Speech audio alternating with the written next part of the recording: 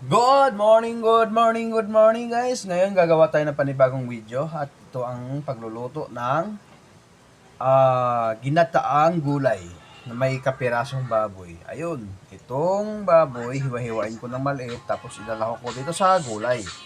Ayan yung gulay, ito yung baboy. Ngayon guys, abangan nyo, gagawa tayo ng ginataang gulay na masarap na masarap.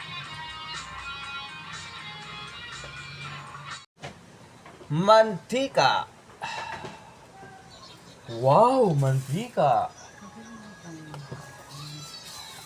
At ngayon ay lalagay ng sibuyas. Sibuyas. Sibuyas. Okay.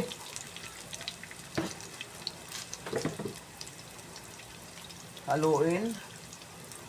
Haluin. Kunti lang yung mantika kasi bawal maraming mantika. Ginataang gulay lang naman to guys eh. Tapos ngayon ay maglalagay ako ng baboy.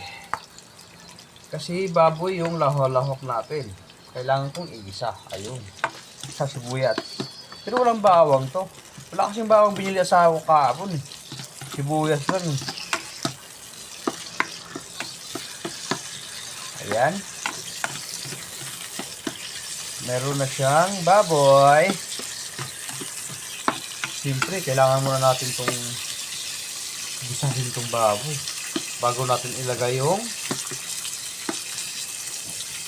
gulay. Kunti lang itong gulay. Doon ka na. Labas na. Nagluluto ako eh. Sige na. Ayaw ko mag-iihi ka dyan sana para ka namang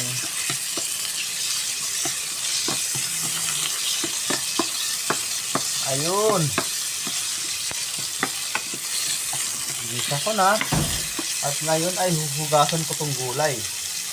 Huhugasan ko muna yung gulay. Siyempre, at takpan ko muna tong baboy. Siyempre. Nasunog na yung baboy ah. Bilisan mo ha, mami. Para makabili ka kagad ng gata. Kasi paluto na tong baboy oh. Ilalagay ko na yung gulay.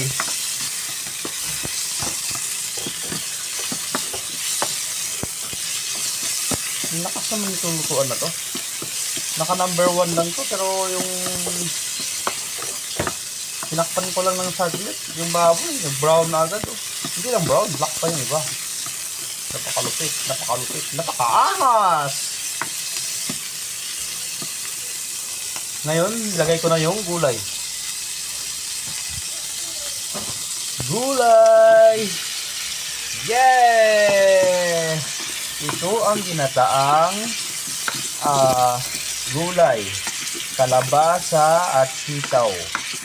Ba't wala kaya ang palaya to? Dapat pinakbit na to eh. Wala namang ampalaya talaga siguro to. Ewan ko na kung anong klaseng binili itong asawa ko sa bahay. Ayan. At layin ko na lang yung gula ng gata. At ito yung gagataan. Ngayon, lagyan ko siya ng tubig para naman siya kumulo. Tubig. Nice one, tubig.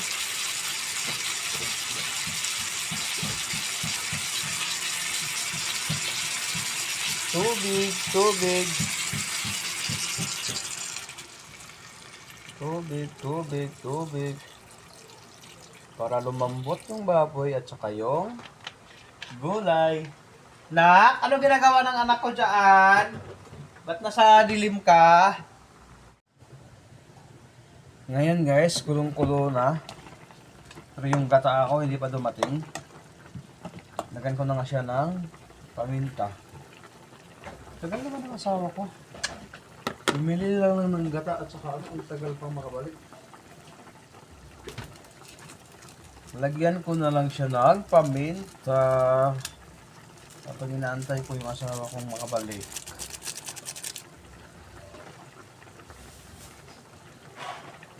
kalabasa at saka sitaw. Kalabasa, paborito to ng anak ko.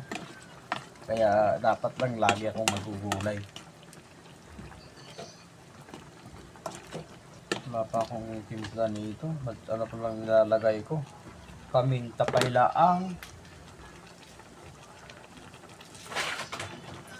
Nak! Asan si mami mo? Ba't wala pa? Yung gulay natin maluluto na, wala pa si mami mo. Ha?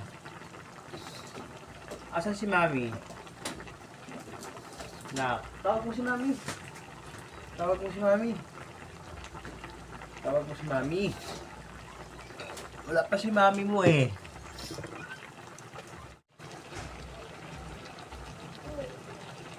Ayan na guys, kulong-kulo na. Ang tagal naman ng asawa ko.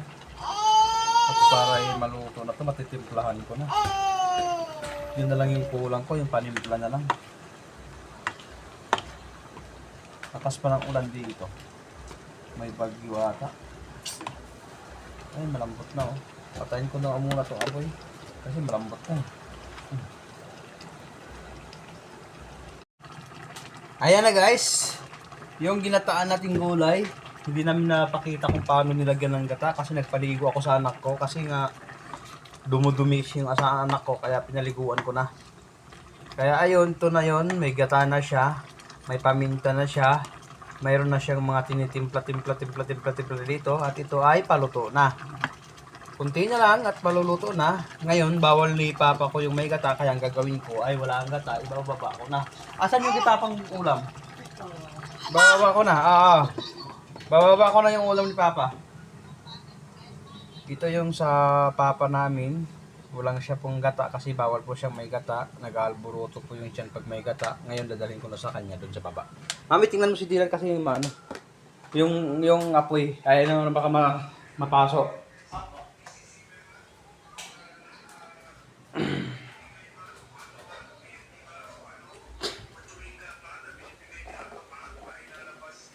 Pa, ito yung ulam mo. Oh. Ayan. Ito nga matapon ha. Hindi pa nakatakit masyado. Ngayon ay aakyat na rin ako para ay makakain na. Medyo nagutom na ako. Ayan. Ay. Mami. Kain na tayo. Hindi pa. Yan pa yung luto. Alin? Yung bangus. Ayun. Tingnan mo naman yung ginataang gulay. Ginataang gulay, kulong-kulo na. Masarap, masarap. Wow, yummy. Oh. Ngayon guys, magluluto ako ng bangus. Boneless bangus.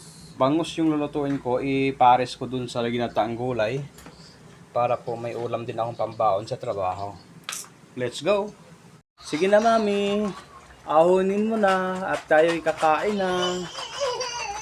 Oh, nabubushit na naman ikaw. Ano ginagawa mo? Yan. Tapos, ahonin mo na lahat sa kabila para ay makaka-ready na tayo sa pagkain at tayo ay kakain na. Tama. At tayo ay alas 8, alas 9:30 na para ako makapasok na wala pa sa late. At ako ay bawal malate.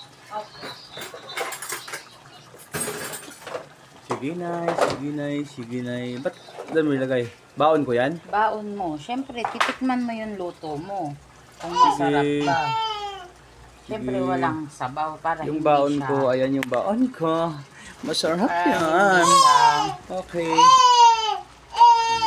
Ano naman ginagawa mo na? Pat nag-iingay-ingay ka naman ikaw dyan. Kasi, mahal kita. Kaya, kailangan Bilisan mo na dyan, mami, pampalaki. para magluluto pa ako ng isda. Pampahaba ng buhay. Ang gulay ay pampahaba ng buhay. Ano? Ang gulay ay pampahaba ng buhay. Akala ko pansit lang yung pangpahaba ng gulay.